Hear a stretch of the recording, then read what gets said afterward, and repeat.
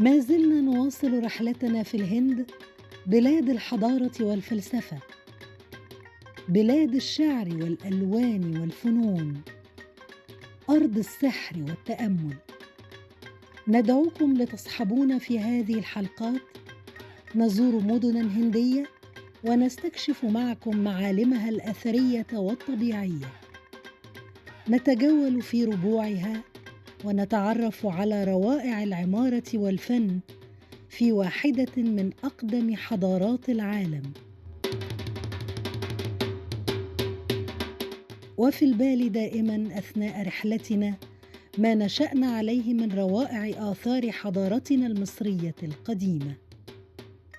نواصل خطوات الرحلة، الهند بعيون مصرية.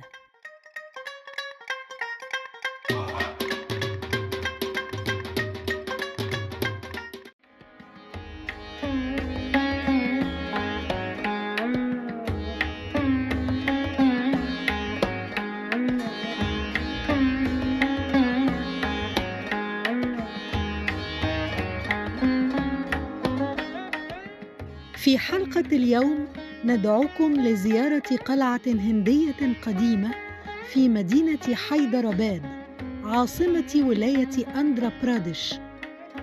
تقع حيدراباد في الشطر الشمالي من جنوب الهند.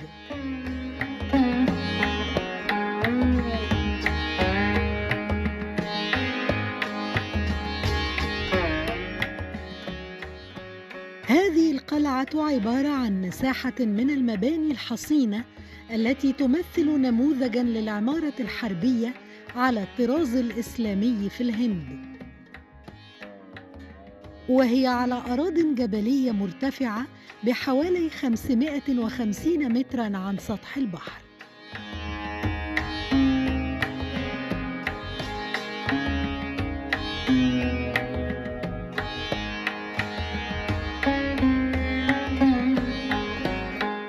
نزور قلعة جولكوندا التي تدخلنا إلى عالم سحري، وكأننا في أجواء كتاب ألف ليلة وليلة.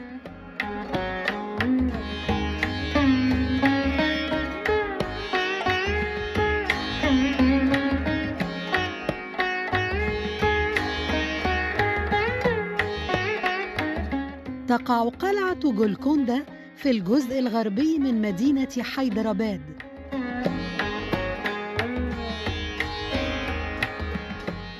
ويشغل جزءها الخارجي مساحة 3 كيلومترات مربعة.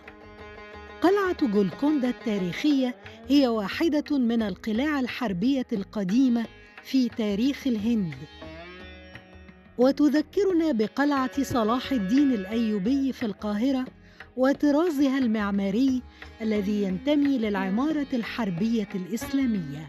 تتكون جولكوندا من 4 حصون مميزة بجدار خارجي يبلغ طوله 10 كيلومترات، مع 87 معقلاً نصف دائري، لا يزال بعضها مزوداً بمدافع قائمة حتى اليوم.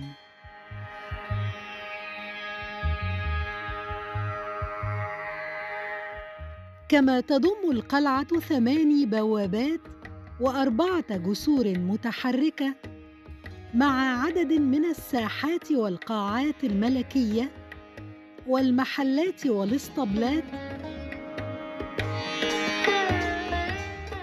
والمعابد والمساجد. حول القلعة يوجد السور الخارجي الذي يوجد به عدة أبواب، منها بوابة النصر التي سميت بهذا الاسم لأن الجيوش المنتصرة تدخل منها. نجد أن هذه البوابة مرصعة بمسامير حديدية ضخمة لمنع الأفيال من دخولها.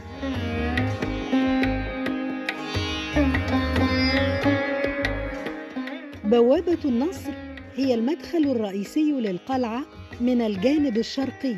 يحتوي إطار البوابة على نقوش وزخارف مميزة برسوم طواويس ذات ذيول مزخرفة تحيط بقوس مزخرف. يحتوي عتب الجرانيت أدناه على نقوش مزخرفة أيضاً. تصميم الطاووس والأسود يمثل الهندسة المعمارية الهندوسية، ويكمن وراءه الأصول الهندوسية لهذا الحصن. هنا واحدة من بين العجائب الهندسية الشهيرة في قلعة جولكوندا. في داخل بوابة النصر يمكن للمرء أن يشهد تأثيرات صوتية رائعة، فصدى التصفيق باليدين عند نقطة معينة يتردد بالقرب من مدخل القبة، والذي يسمع بوضوح في جناح قمة التل على بعد كيلومتر تقريباً. لقد كان هذا بمثابة إنذار تحذيري لسكان الحصن من أي خطر وشيك، وبالطبع فهو الآن يسلي الزوار. يكتسب الحصن مكانة رائعة بين العجائب المعمارية والهياكل التراثية في الهند، وهو شهادة على الماضي المجيد لمدينة حيدرباد. سرنا بعد بوابة النصر وتجولنا في أنحاء تحصينات جولكوندا، فوجدنا بوابة أخرى نسخة طبق الأصل من بوابة النصر، وهي ضمن عدد من البوابات المتعددة التي تتوزع على طول السور المحيط بالقلعة، وتميز الطراز الحربي الذي صممت به جولكوندا لمراوغة الأعداء وخداعهم. فإن استطاعوا اقتحام البوابة الأولى يجدون موانع أخرى تحول بينهم وبين البلاط الملكي.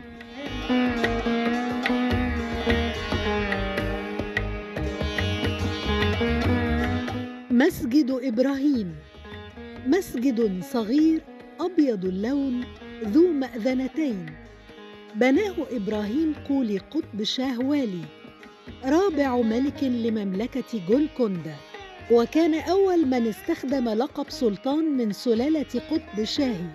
خلال حكمه من عام 1550 إلى عام 1580 أصلح إبراهيم وحصن قلعة جولكوندا، وعرف بأنه كان راعياً للفنون والآداب.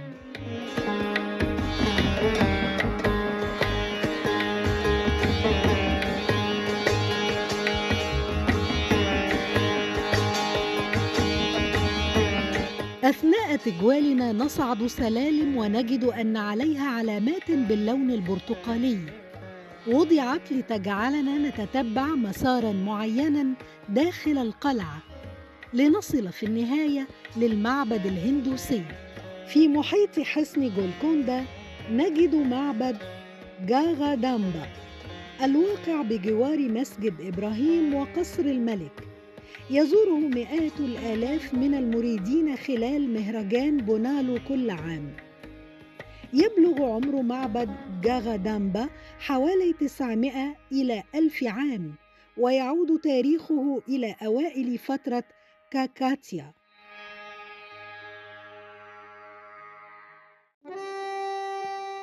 باراداري، يقع هذا البناء على قمة النتوء،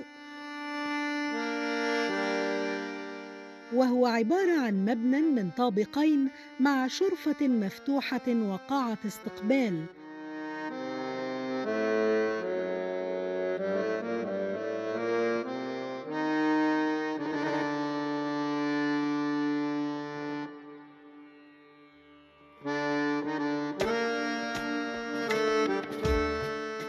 ويطلق على الطابقين السفليين اسم ديواني خاص وديواني عام، عبارة عن جناح مربع به قاعة مركزية وتصميم صوتي فريد من نوعه، وهي قاعات استقبال كانت تقام فيها الاحتفالات والمهرجانات، وفي الخلفية تسمح برؤية مشهد بانورامي للمدينة.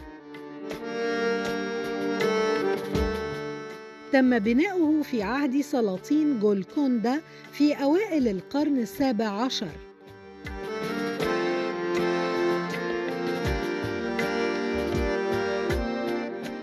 قلعة جولكوندا كبناء حربي مزودة بنظام متكامل للآبار ونقل المياه. كان الهدف منها تمكين المحتمين بداخلها من الصمود لفترات طويلة، وتنقل المياه في أنحاء القلعة الشاسعة عبر قنوات مبنية بالحجر تذكرنا بسور مجرى العيون الذي نعرفه في القاهرة، والذي كان يستخدم لنفس الغرض قديماً.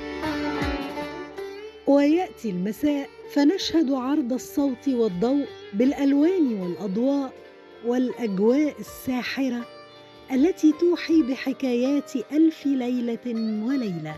الأضواء بألوانها المسرحية، الأصفر الذهبي والوردي والأزرق الملكي، تنير التفاصيل المعمارية للحصن، فتدخلنا كمشاهدين أجواء سحرية بل أسطورية. ويحلو لنا الاستماع للحكايات. هناك قصة شيقة وراء قلعة جولكوندا، فقد تمت تسميتها في الأصل باسم جولاكوندا في لغة تيليغو، وهي لغة الدولة الرسمية لمدينة حيدرباد، ويعني الاسم تلة الراعي. وتقول الأسطورة إنه في زمان بعيد وجد راع صغير معبوداً تم إعطاؤه للملك آنذاك كاكاتيا، الذي بنى له حصناً طينياً. ومن عام 1507 وفي غضون 62 عاماً حول الحاكم الحصن الطيني المتواضع إلى حصن رائع من الجرانيت.